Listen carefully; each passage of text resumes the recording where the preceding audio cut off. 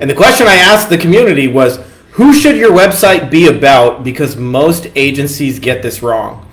Dave says, how can I handle a client who insists the leads are bad, but I know their sales process is the issue? How can I help a client with terrible follow-up skills improve without taking on too much extra work? And Cindy says, how should I structure a service offer that allows me to scale without constantly increasing my overhead?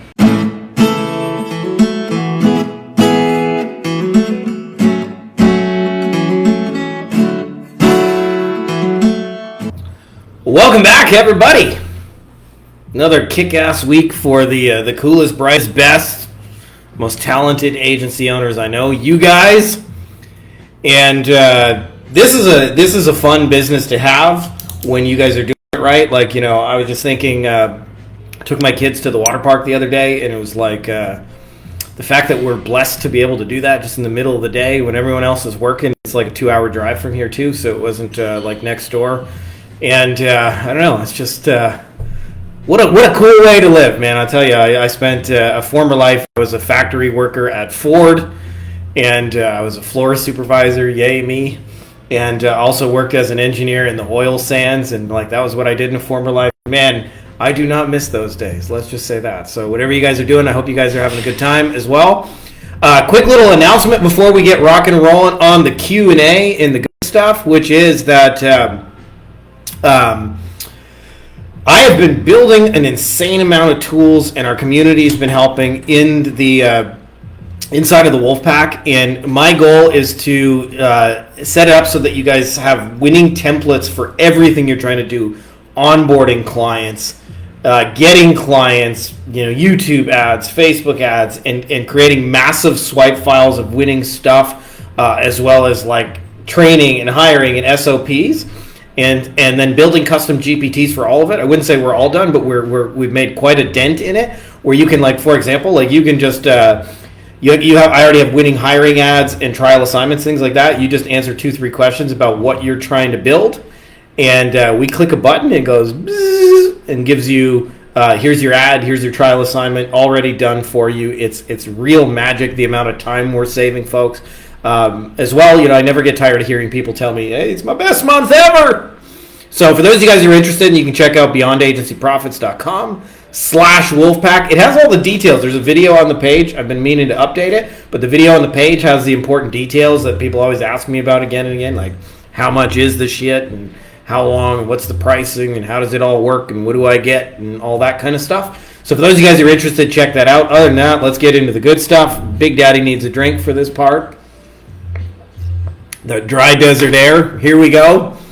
Ladies and gentlemen, boys and girls, children of all ages, Frankie Fihn proudly brings you our weekly Q&A. Ba-da-ba-ba-ba-dum. Whoosh. Nothing but shenanigans, as always. All right, let's get into the questions. Actually, the first question, this is a first, by the way. Just so you guys know, this is the first time ever. The first question is my own question, but I wanted to rant on it because I think it'll be really helpful for a lot of you guys. And the question I asked the community was, who should your website be about? Because most agencies get this wrong. Okay, so there's this unconscious business template that people use when they create materials. And it is business name, we do blank, blank, and blank, contact info. I hear my kids losing their shit downstairs as part of the fun. But essentially, that's what they do. It's like business name, we do blank, blank, and blank, call us. And so a lot of times when people develop agency websites, they say, Frankie Fihn SEO, we do SEO, pay-per-click, and landing pages. Call now. And they think that's a website. And this is an important detail because I think most people don't realize the person your website should be about is the kind of client you're trying to attract. So like if I'm working for plumbers, or working with plumbers, I should say, not for, that's a key distinction, but I'm working with plumbers, my website needs to be entirely about plumbers and answering questions plumbers have and showing materials and things that are relevant to plumbers and talking about outcomes that matter to plumbers and talking about problems that plumbers have. And very little of it is actually about us. In fact, most of the what I would call about you parts are really just what I would call demonstrations of authority. Like, here's why we're qualified to be able to do this for plumbers. So in the attorney space, I might say, here's why you should listen to us, because I've been featured in Attorney at Law magazine. I work for the Personal Injury Lawyers Marketing and Management Association. I've spoken at some of the biggest conferences like National Trial Lawyers, and I've work with some of the biggest attorneys on earth, like John Morgan from Morgan & Morgan, right? So, like, that's why you should listen to us, right? And that's it. And that's, like, the only little part, like a teeny little part about the website is just a demonstration of authority of, like, here's why that information should mean something to you. So a lot of you guys, like, if I look at 20 agency owner websites, like, at least 18 of them are talking about the wrong person. And there's a tendency to think your website should be about you. Your marketing materials should be about you, and not so. You have to really think about that, right? Like, if you're trying to get e-commerce stores, that website is about e-commerce stores. If you're trying to get a dentist, that website is about a dentist. If you're trying to get an online coach, that website is about online coaching and the challenges and the struggles and the outcomes and the things you do and answering questions they may have. So I say that it's a small detail, but most people get it wrong. Most people talk about the wrong person. Most businesses in general, like, don't speak to the person reading the site, they speak about themselves. And as a general rule, especially cold strangers who don't know you, give no fucks about you, like zero fucks. So if you guys want to make those things better conversion machines, like if you're like, you know, going back to like pretending for a second you work with plumbers, talk to plumbers. Like, imagine Mario and Luigi on the other side of that thing going, hee, I got it. So you want...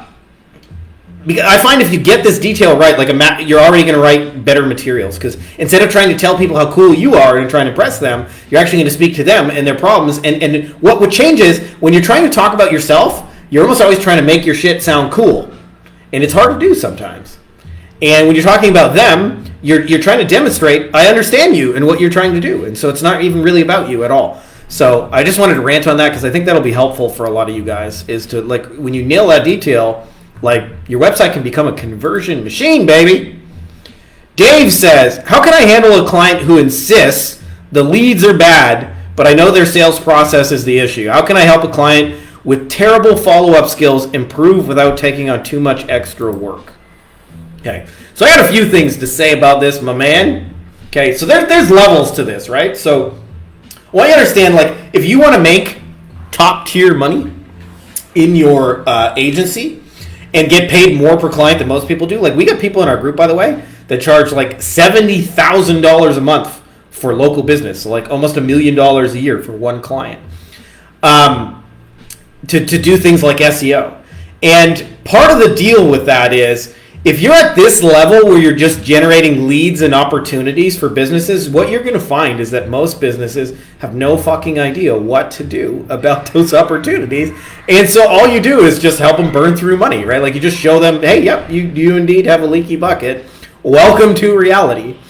Now, there's a level way past that where you're actually generating real sales. And there's some levels in between it where you're generating closer to sales opportunities, like an in-person appointment, for example, is somewhere in that middle ground. And if you want to get paid more money, I highly encourage you guys to think about, like, my job is to bring it all the way to the sale, or at least like really close to that, right? And what not enough people think about in that journey it is like really kind of like the entire process. And so I've really only ever found two ways to deal with clients who just fucking suck. Just fucking suck at answering the phone or closing people. Like what my personal experience, that I would deal with attorneys that, like, some of them sound like they don't want the call. Like, this is what clients will do. They'll go, Frankie Fihn Law Office, how can I help you? And it's like, the tone of voice is like, fuck off, I don't want to talk to you, right? Like, it just sounds like that, right? And then they engage the whole process, like license and registration. Okay, what's your name? What's your number? And, like, license and registration, please. How can I help you today? And then they can't answer basic questions. How long does the process take? Well, I don't know. You'll have to talk to an attorney. And then they don't ask for the sale, and then they'll tell you all the leads are bad. So I feel for you guys. So 2 scenarios, okay, to deal with it. Scenario 1, You help them close that gap. And there are all kinds of things that can be done. There can be like go high level reminders. There can be appointment setters. But I'll tell you by and far my favorite one, and this is something we're expanding upon in the Wolfpack, is take it out of the client's hands entirely. Most things can be sold, or at least mostly pre-sold, right on a landing page. My kid is screaming all crazy downstairs. So if the thing can be pre-sold on a website, why do you need that? So I think of Lana, for example. She was dealing with yoga studio owners, and they have two sales they make. So the first is come in for a free class, and then after you get the free class, like invite you to become a member. And what she found is clients couldn't even close a free session. They don't pick up the phone. They don't know what to say. They don't know how to schedule it. They can't answer basic questions, et cetera, et cetera, et cetera. So it was like, why don't we just put that on a page? Let people book their own free session right on the calendar, has availability. She set it up and go high level. And then like people can just come in and schedule the thing. They don't even need to talk to a teacher at all until they actually come into the class, and set up the reminders and everything automatically, so they automatically get reminded to show up for their actual yoga session. And then because it's an automation, we know when they came in, so we can add to that workflow and then be like, okay, let's invite them to the next thing. And she hasn't heard for a long time that like, the leads are bad. The leads are bad. They're all bad leads. So my favorite way of dealing with that is just take it out of the client's hands entirely. Fuck them. Don't let them close and screw it up. Like, be the person who generates sales. Be proactive about that. And almost always that will add complexity for one client. So you will add extra work.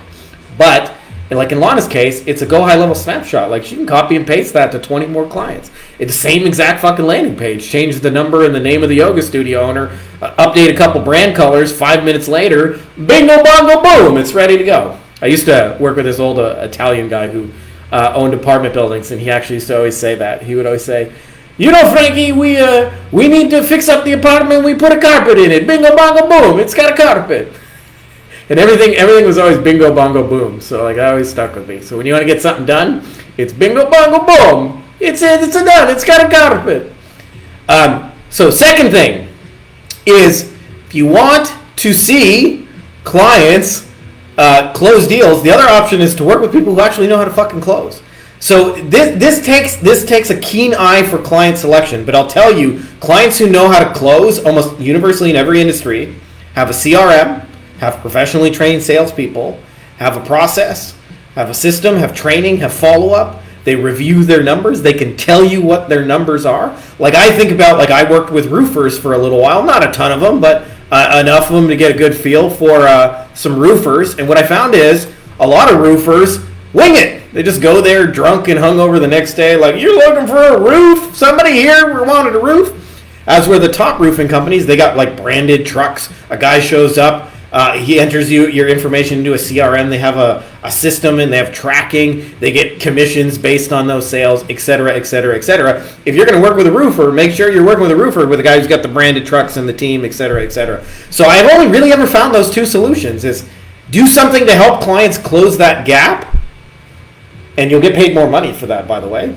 It's a more complex solution, but there's more money in it, and you can reuse that solution again and again, or just work with the people who already got it figured out. I found, for example, and I talked about this on our mastermind call a couple weeks back ago, but I remember having 2 calls with attorneys that were, like, they're already clients, and the first call was a guy named Ron from San Diego, and Ron basically said, all your leads are shit, they're the worst fucking leads in my life. Oh my God, I can't believe I'm paying you guys money. Fuck all you guys, you're a rip-off artist scam. Fuck you, fuck you, fuck you.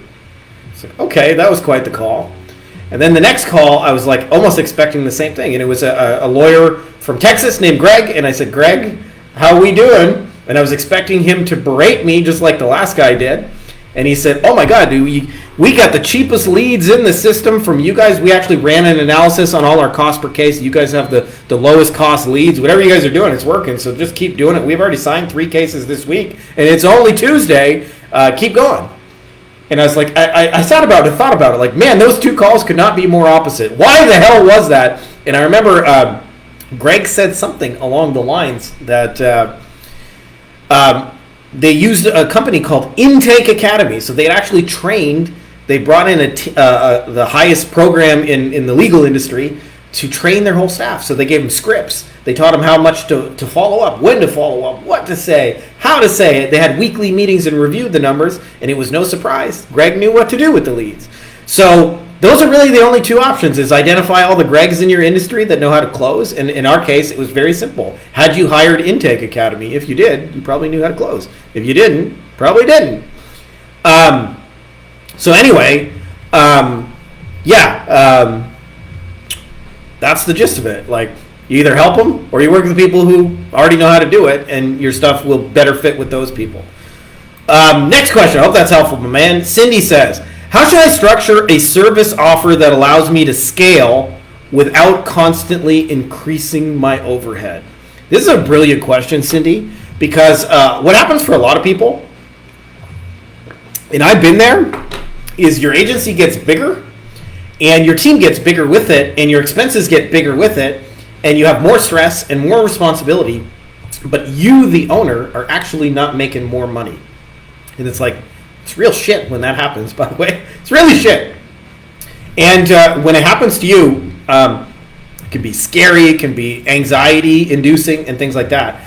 So what I first wanted to say about this whole thing is that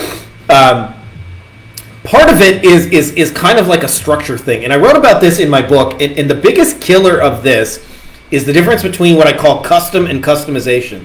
They're very similar sounding words, but they're dramatically different experiences, okay? So like if you think about like McDonald's, when McDonald's first scaled, all McDonald's sold were burgers. In fact, even the fries and the Coke came later. In the beginning, like you could literally just get a burger. And that is the secret to scale, by the way. And so what happens is when somebody comes into McDonald's, the early version of it, I'm not talking about McDonald's as you know it today, all they offered was a burger. So they're pretty much done the burger before you ordered it. Like you could customize it. You could say like, hey, can you hold the pickles? I don't like the pickles. And they take the pickles off and give you a burger. Or like, I don't like mustard. Can I just have ketchup? Okay, no mustard. Or can I get an extra slice of cheese? Sure, extra slice of cheese. But there's very little work because fundamentally you came in there for a burger and they're just customizing it slightly to your taste.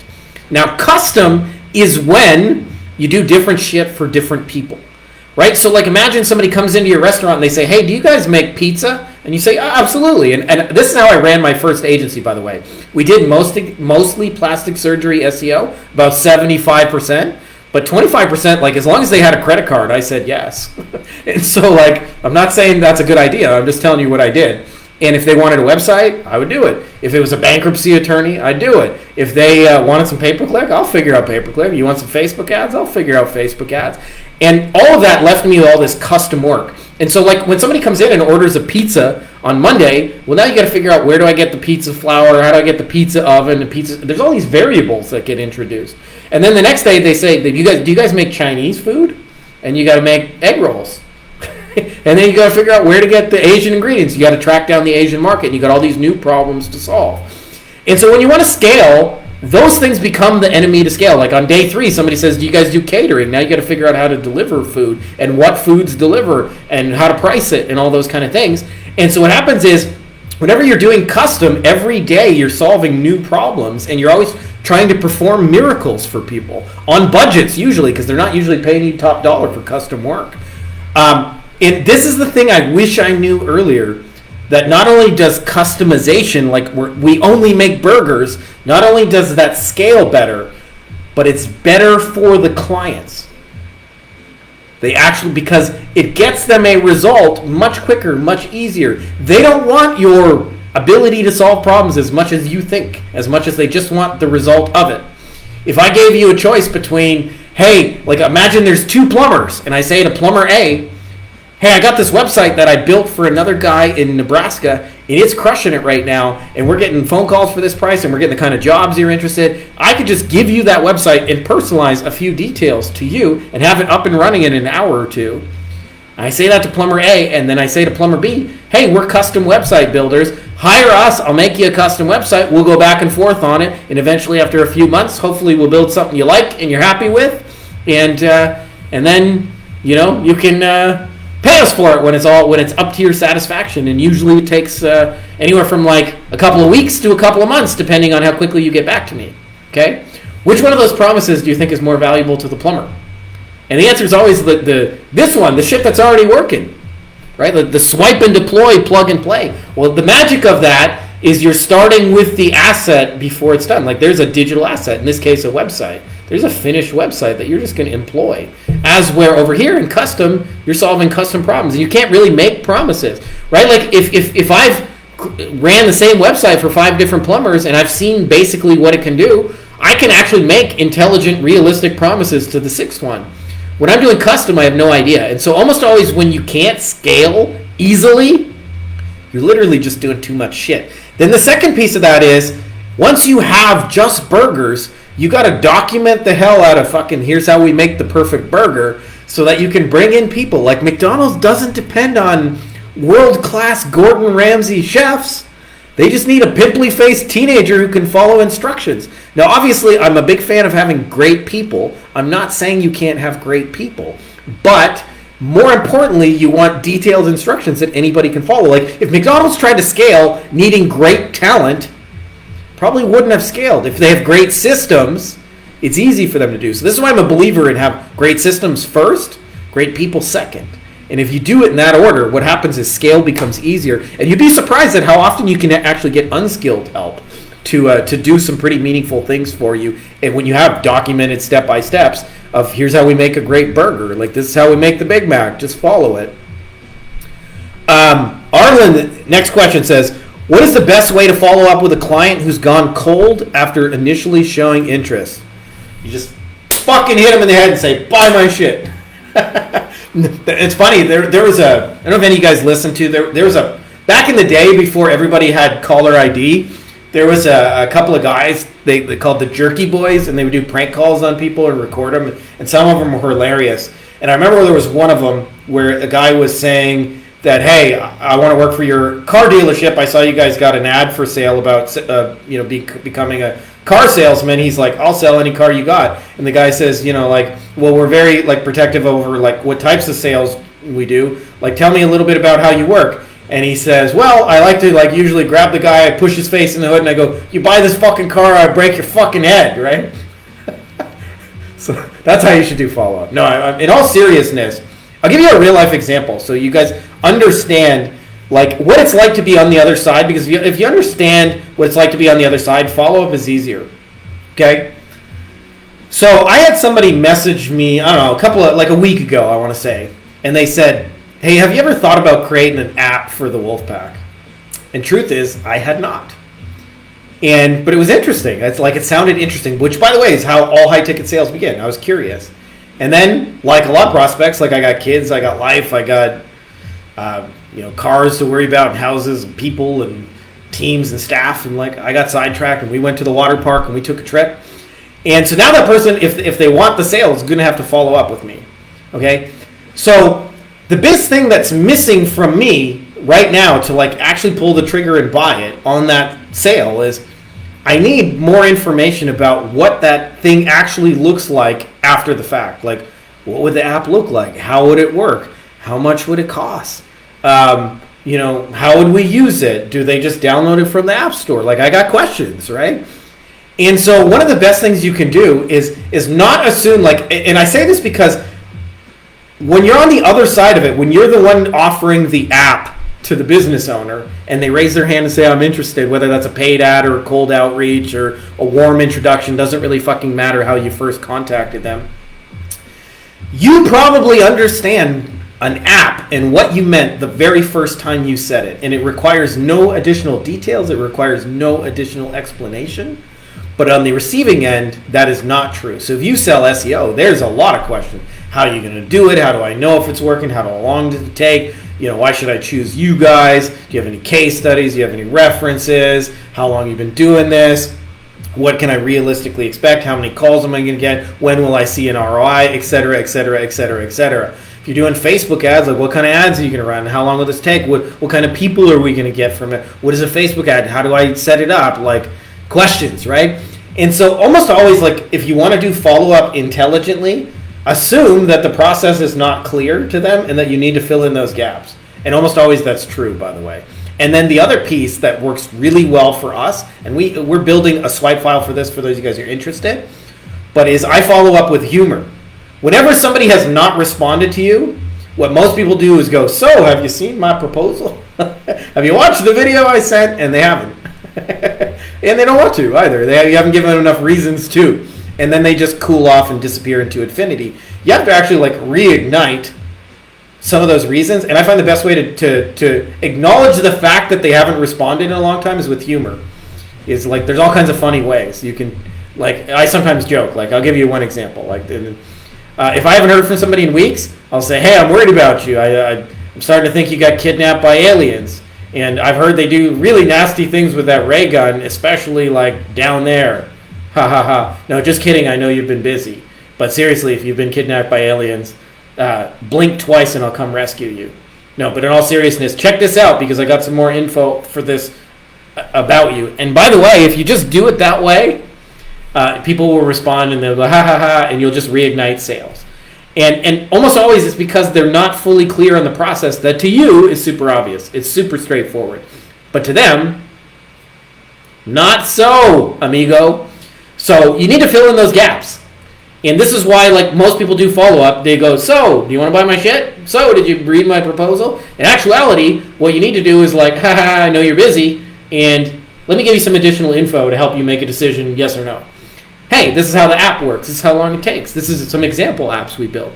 This is what the process looks. This is how long it takes. This is how much we typically charge to make an app.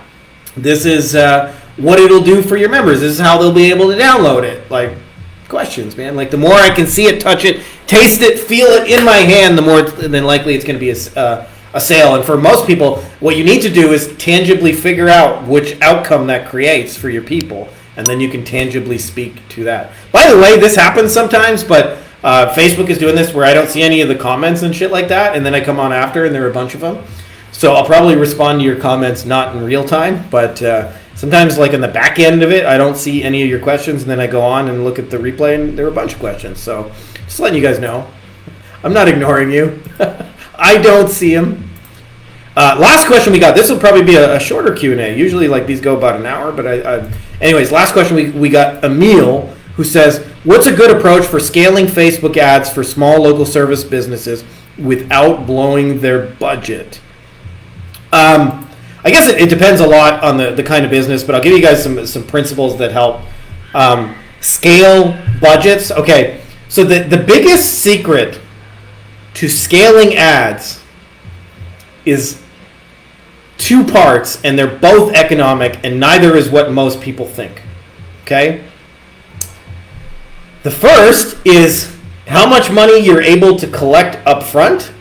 Because, like, if you're spending $1,000 on ads and you're making $1,000, you'll be able to continue at least spending on ads indefinitely. As where if you're spending $1,000 and you're only getting back $500 and you're losing $500, it's going to be really, really hard for you guys to scale. And most people, by the way, miss the second detail, which is Dan Kennedy says, this is age-old marketing 101. Dan Kennedy says, the person who can pay the most for a customer will always win long-term. Always. And the way you're able to pay the most for the customer is with your repeat sales, with your referrals, with your back end. It's sale 2 and 3 and 4 and 5. So I would see this. I'll give you two examples of this. One is a real example, and one's just kind of a made-up one to illustrate the point.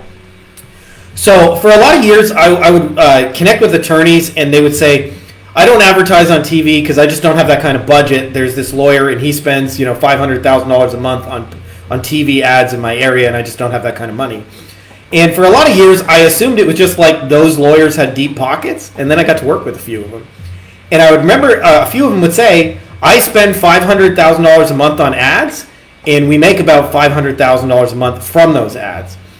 And I'd say, why do you do it? And they'd say, well, we have referral systems on the back end. So what happens is a percentage of those people will refer somebody, and we make our money on case 2 and case 3 and the referrals we get as a result of advertising in the first place. So they weren't trying to monetize on the first sale. They're actually trying to monetize on sales 2 and 3. So they were actually thinking in like 2-year timelines. In their case, they're like, hey, if we break even and then 2 years from now make a profit on that, that's still cool, right? And so they were able to spend more money, not because their front end, because their ads were so much better, but because they actually had a better back end, which enabled their economics to work. So there's reason number one, okay? Now, scenario number two, I'm going to illustrate this with numbers, okay? Imagine there are two restaurants. This is a fictitious example, but I hope it illustrates the point, okay? Restaurant number one has really good food, and they run Facebook ads, and they get people to come in there, and the average person who comes in, let's say, spends $100. Make it real easy numbers. And then, this is what they do, because this is what most restaurants do. As somebody who eats at a lot of restaurants periodically every week, I'd say Ilka and I go out at least once.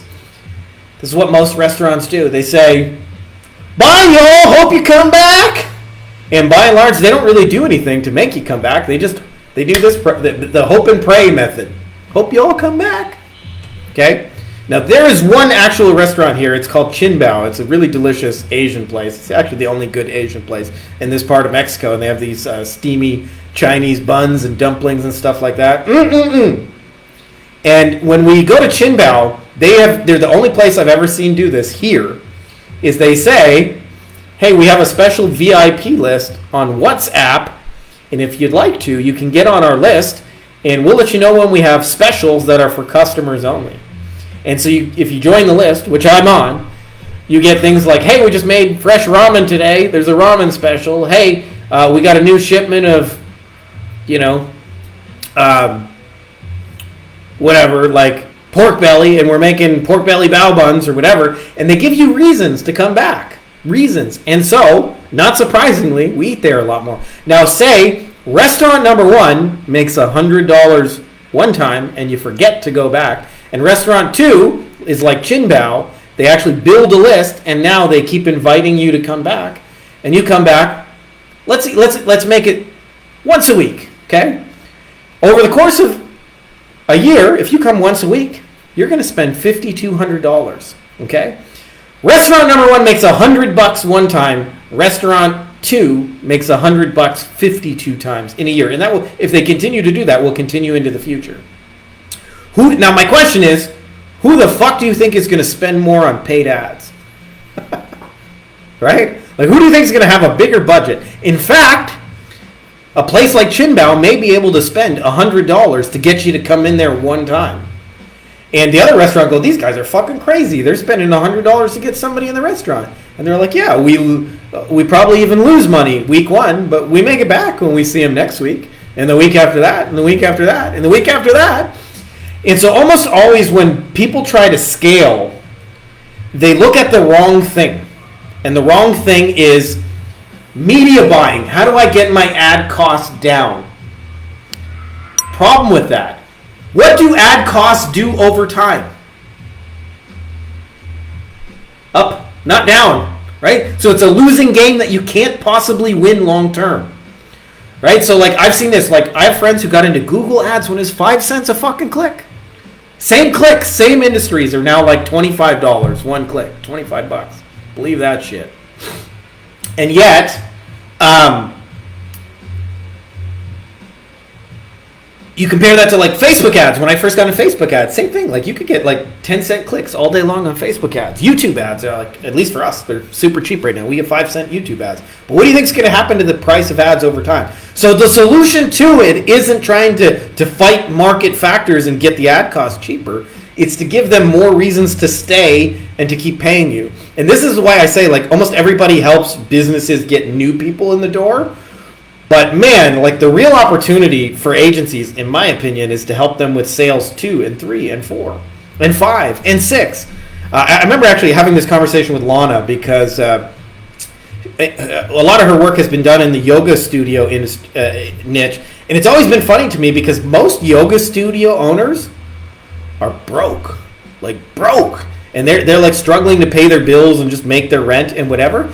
And the ironic thing to me is the customers and clients they have that come in for yoga are mostly like middle class to affluent, right? Like broke people don't come to take $99 a month yoga classes. You got to at least have some money to take yoga, right? And so they're often sitting in a room full of people who got money and they're broke. And the biggest reason they're broke is because they don't think of what would be the second and the third thing. Hey, do you want a personalized yoga mat? Do you want some swag? We got a yoga retreat upcoming. Do you want to go for our all expenses paid Costa Rican yoga retreat where you get to do yoga in the middle of, the fucking jungle or whatever, right? At this beautiful exotic location, right? So almost always it's because businesses are not creative enough with sale 2, 3, and 4. And so if you want to help your clients scale on ads, there must be a capture mechanism and there must be a retain/upsell mechanism. If that is not in place, you are fighting market forces and you will have a really fucking hard time scaling ads, no matter what industry you're in. Because you'll be fighting economics, because you'll be losing money on the front end and there will be no back end to then recoup it later. Most times, like when you do ad scaling, like for the most part, you're looking to break even on sale 1 and make all your money on sale 2, 3, 4. I'll give you an example. Once you understand this, you can do this strategically. I was talking to Jay Abraham about something he did strategically. There's a product called Icy Hot. For those of you guys who didn't grow up in North America, aren't familiar with Icy Hot, it's a like a glop, like a skin product that you rub on joints and things like that, and it's supposed to help with like muscle aches and joint aches. So say you played too much tennis, your elbow hurts, you rub some Icy Hot. Well, they found that the average person who bought Icy Hot, bought it 48 times and the average sale for Icy Hot, they made $3. Now, how are you supposed to make money off $3? You don't, by the way. And they were in a recession, a major recession, when Icy Hot first launched. And what they did is they decided to go to radio stations. And radio stations, by the way, are super open to this kind of thing when they're not able to easily sell media. And they said to them, we have an infomercial that sells Icy Hot, and we can brand it with your studio and your phone number at the end of it. And whenever you guys want money, just play this thing, and we'll give you 100% of all the sales you make from Icy Hot. And this is like, what an average radio station sells. And so they created an infomercial and gave radio stations the ability to just run it whenever they had unsold airtime and keep all the money. Now, why would they do that? Why would they let radio stations keep all of the money? Because they're letting them keeping all of sale 1. And in fact, they make money on sale 2 and 3 and 4 and 5 and all the way up to sale 48, right? So they broke even. They made no money on sale 1, and yet they acquired an Icy Hot customer, and on sale 2 through 48 made a shit ton of money, right? And so if you can think that way, you can get super creative with that. I say that because most people who try and scale paid ads, consistently, habitually look at the wrong thing. They look at, how do I get my media costs down so that I can make this thing scale, or my acquisition costs down? And they don't ask, to me, which is a better question, is how do we bring more value to these people and do more cool shit for them so that we can ultimately increase the value of the customer, thereby giving us unlimited ability to spend as much as we want. And if you do that, you're going to win. You're going to win the game long term. Right? If you're the restaurant, and I think about it, a restaurant could just be sale 1. It could be hey, now we got a live event. We got cooking classes. We got we can drop ship you Asian steamy buns. We can deliver it to you. They could do all kinds of shit, right?